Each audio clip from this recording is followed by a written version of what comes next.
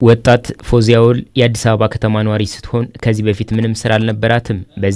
በዚህም አብዛኛውን ጊዜዋን ቤት ውስጥ ታሳልፍ እንደነበር በማስታወስ አሁን ላይ ግን በአዲስ አበባ ከተማ የስራ ላይ ልምምድ ስልጠና አጠናቃ ወደ የስራ ባለቤትነት መሸጋገሯን ታነሳለች። 12 ቀን የህይወት ክህሎት ስልጠና ወስደናል። ከዛ በመረጥነው የስራ ሙያ ላይ 6 ወር ሰልጥኛለሁ። 6 ወር ከሰለጠንኩ በኋላ ድርጅቱ ለ9 ወር ከፍሉናል።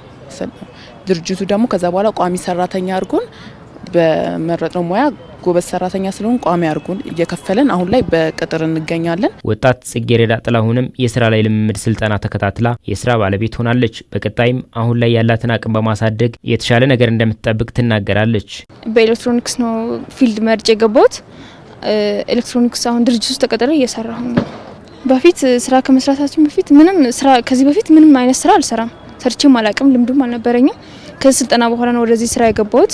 አሁን ላይ አሪፍ ስራ እየሰራሁኝ ነው። ወደፊት የተሻለ ነገር በራሳችን ለመንቀሳቀስ እንሞክራለን። ሁሉም ከፍ ማለት ይፈልጋልና የተሻለ ደረጃ ላይ ደርሰን እኛ በመጣንበት መንገድ ያሉ ልጆች አሉና ስራ የሌላቸው ቤት የተቀመጡ በየመንገዱ የተቀመጡ ልጆች አሉ። እነሱን አንስተን እነሱን መተካት እንፈልጋለን። በዛሬው ዕለት የአዲስ አበባ ከተማ ስራና ክህሎት ቢሮ ከተረጅነት ወደ አምራችነት በሚል መሪ ሀሳብ ከ27872 በላይ በከተማ ልማታዊ ሴፍቲኔት መርሃ ግብር እንዲሁም ብቃት የወጣቶች የስራ ላይ ልምምድ መርሃ ግብር ተጠቃሚ የሆኑ ዜጎችን አስመርቋል። መንግስታችን ድህነትን ታሪክ ማድረግ የሚለውን ታላቅ ራዕይ ሰንቆ ሲነሳ የሰው ተኮር ልማት ዋነኛ ምሰሶውን መሆኑን በማመን ነው።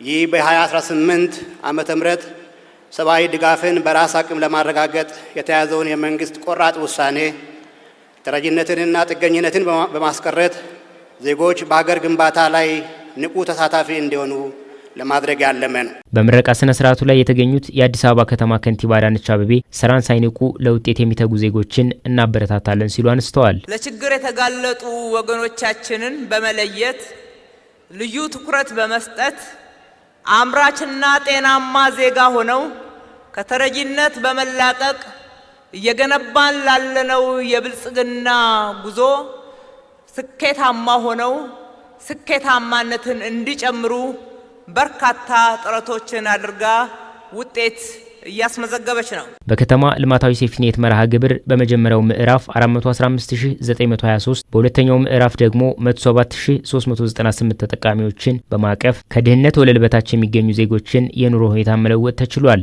እነዚህ ዜጎች ከዚህ በፊት የነበረባቸውን የተረጅነት ቀንበር ሰብረው ዛሬ ላይ የራሳቸውን የምግብ ፍጆታ መሸፈን ወደሚችሉበትና ለሀገርም ኩራት ወደሚሆኑበት አምራችነት ተሸጋግረዋል። ይህ ውጤት የተመዘገበው በእርዳታ ብቻ ሳይሆን በዜጎች ዘንድ የአስተሳሰብ ለውጥ በማምጣት በራስ አቅም የመቆምን ግንዛቤ በማጎልበት ጭምር ነው።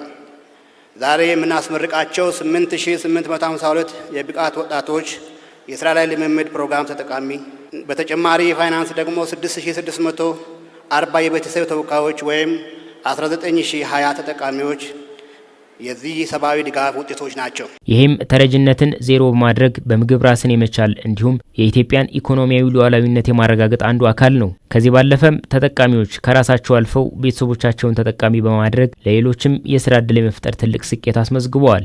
ካለፉት 5 ዓመታት ጀምሮ ዛሬ የሚመረቁ 8852 ወጣቶችን በአጠቃላይ 49000 ወጣቶችን ከተረጂነት አስተሳሰብ አውጥቶ ወደ ምርታማነት ጉዞ ማሸጋገር የቻለው የስራ ላይ ልምምድ ፕሮግራምም ውጤታማነቱን አይተናል።